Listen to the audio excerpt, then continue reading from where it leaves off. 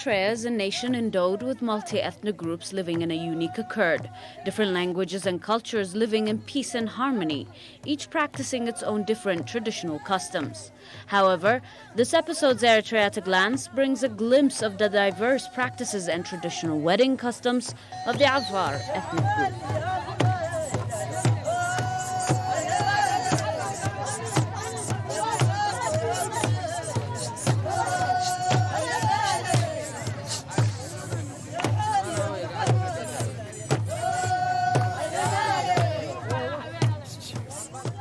On the view of marriage in general and the idea of elopement in particular differ around the world and amongst people of every race, culture, and traditional background under a political, geographical, and historical identity.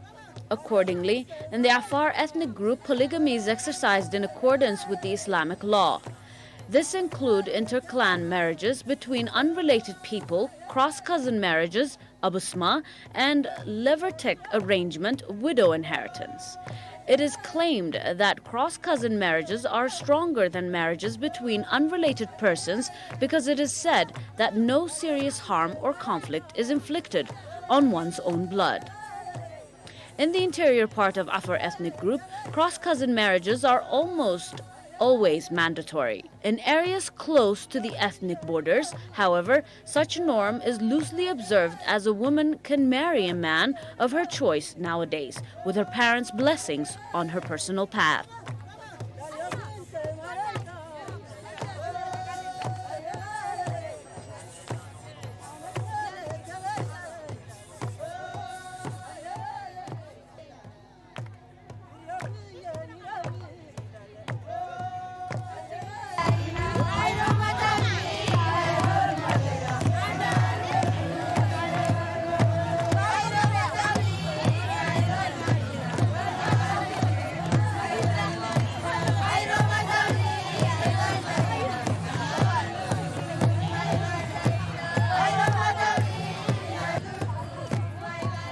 As far as traditional norms are concerned, a brothel for marriage engagements may begin during childhood. This happens following a nominal payment in cash. The actual wedding, however, usually takes place when girls reach their mid-teens, during which there is a transfer of bride wealth amount in cash or more. The amount to be paid in bride wealth varies from family to family, as it is ultimately decided in negotiations by the bride's father. The paid money is partly spent on the purchase of some food items and materials for establishing an Afar hut made of mat for the new couple.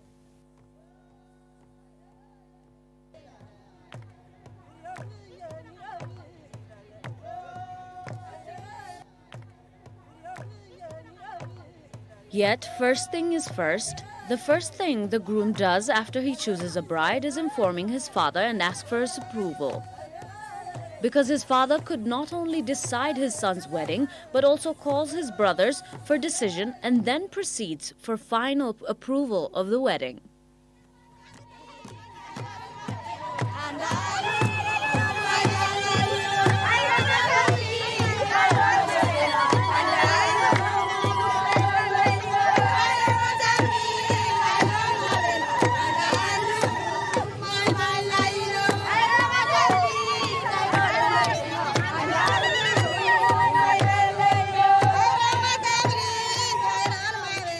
During this discussion, the father consults his son's choice and asks whether the bride-to-be is a potential partner in his future journey. The uncles also discuss and run their background check on where and which family the bride is from. If the family is not a relative of the groom-to-be, one of the groom's uncles suggests it would be better if the groom would take his daughter rather than the one he has already chosen. After a long and exhaustive discussion, the groom is asked again about the offer. But since a man cannot be deprived of his choice in the Afar tradition, he gets his approval from his father and his uncles.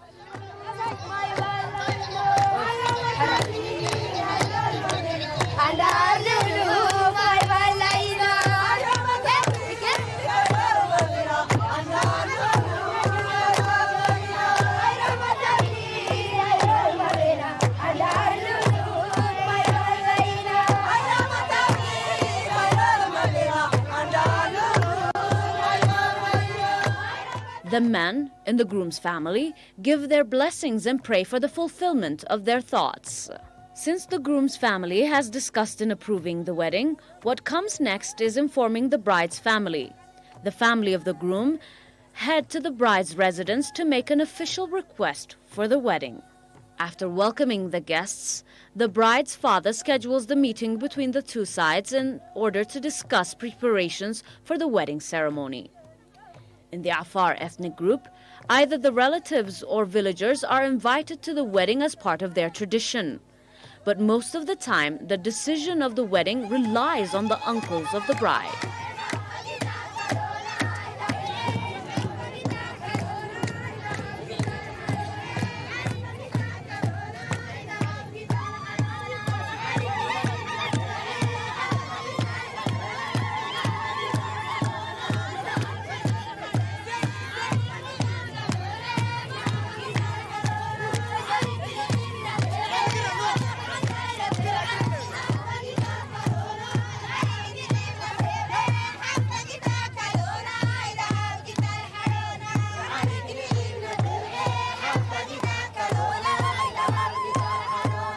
The uncles and the bride's family play a key role more than the father when it comes to the approval of the wedding. After the approval of the uncles, the mother of the bride tells her daughters that she is going to get married in a way of an arranged marriage. At this point of time, both the families gather and decide on the overall preparation of the wedding ceremony. After the first step is completed, both father of the bride and the groom meet and hold discussions with the administrator of the respective village in Afar, known as Dardar or Sultan of the city. The overall idea of meeting with the Sultan is to legalize the wedding ceremony. It is after this that the exact timing of the wedding day is decided. The wedding ceremony could possibly be held after several months or even a year. The men then depart after praying for the success of the wedding.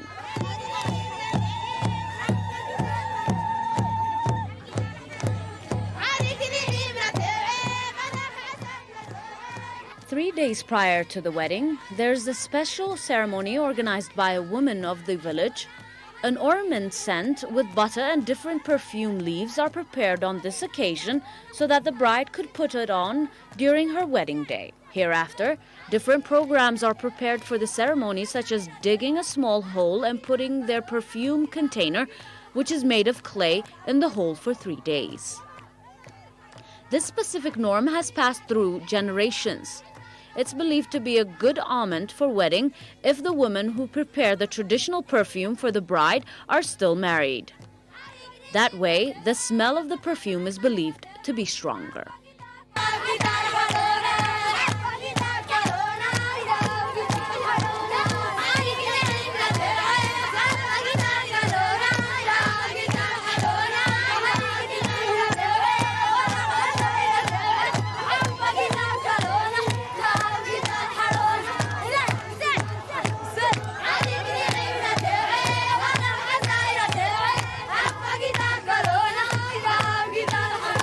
During this part of the ceremonial preparation, the women dance to different traditional songs praising the bride and her family.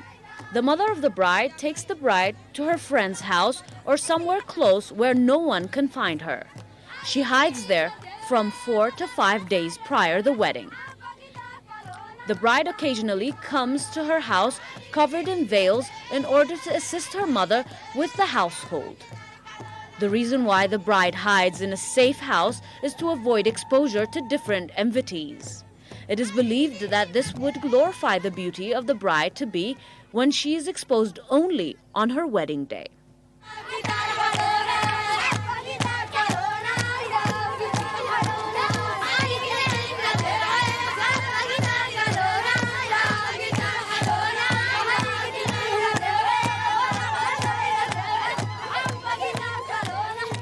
The bride returns to her bedroom just 2 days before the wedding day along with her friends singing different songs. After this, a man approaches to the bride and moves her to the left and right as a sign of testing the bride's endurance and overall physical strength. The bride should await until her friends come in the afternoon to help her prepare for the wedding. Here, it is said that the person who does her hair for the wedding should also be someone who is married. Hereafter, this gathering is handled by the fi'ma, meaning peers of the same age group. Within the fi'ma, all the members of the age group above the age of 15 serve as the main assistants in the celebration. This commonly happens on either sides of the couple.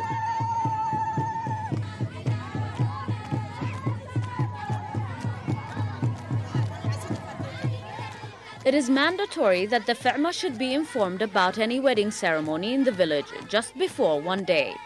At this time, the groom chooses 2 of his best men in proceeding with the wedding ceremony. Thereafter, a traditional drum is played in honor of the groom, and the elders are presented with different food provided by the groom's family.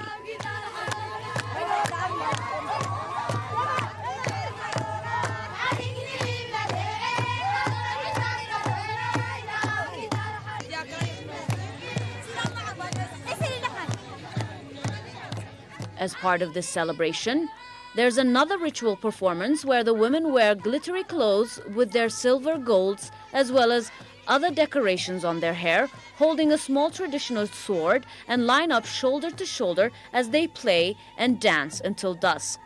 Different traditional dances such as walabo and KK are performed during this time.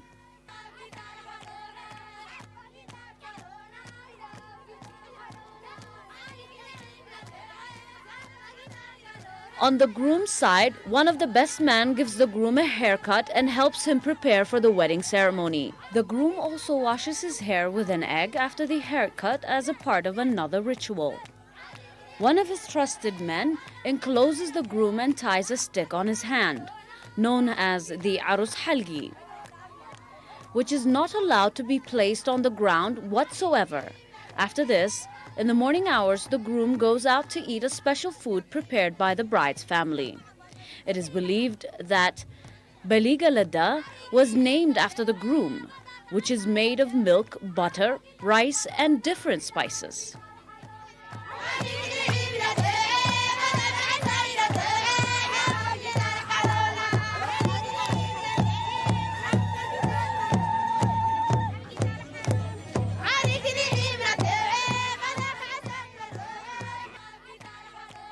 This food is specially prepared for the groom to gain strength, and that nobody starts to eat before he does. The groom is said to be privileged even more than his father only 40 days after he is washed with henna. Similarly, the bride prepares for the wedding and gets her hair braided and is decorated with henna as well, while different plays and dances take place. The perfume that was prepared and buried in the hole for 3 days is now opened and put in different containers to be used on the wedding day.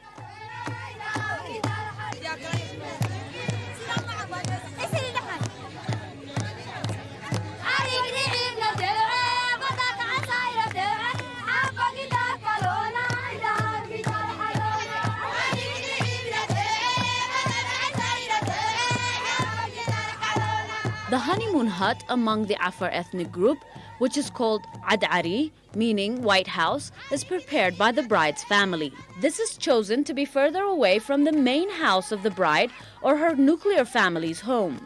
Therefore, the villagers gather to help build the house after a message is announced early in the morning through the banda, antelope's horn.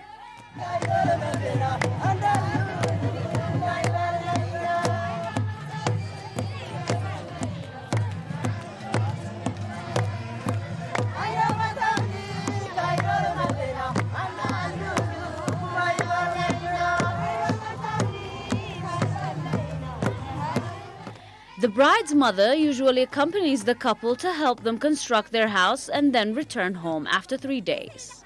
Once the couple have settled in as husband and wife, the husband usually takes his wife to her family's house for delivery when she gets pregnant. The husband would then dismantle their hut and goes back to his family home until his wife gives birth. After his wife gives birth, they will start to live together again.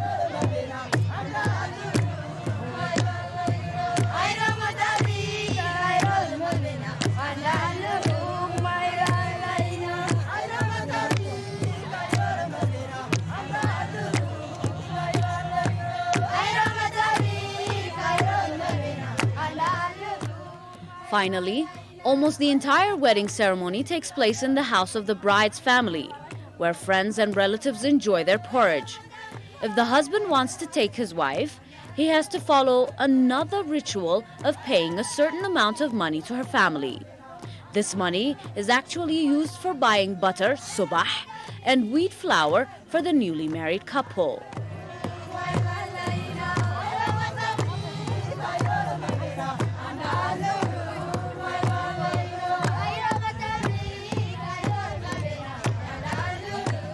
After a few days, the husband's father brings 2 camels, loads them with butter, subah, wheat flour and mat, and takes the couple to the place where they will construct their own house. Here, the bride's mother comes along with them, again to assist them build their house.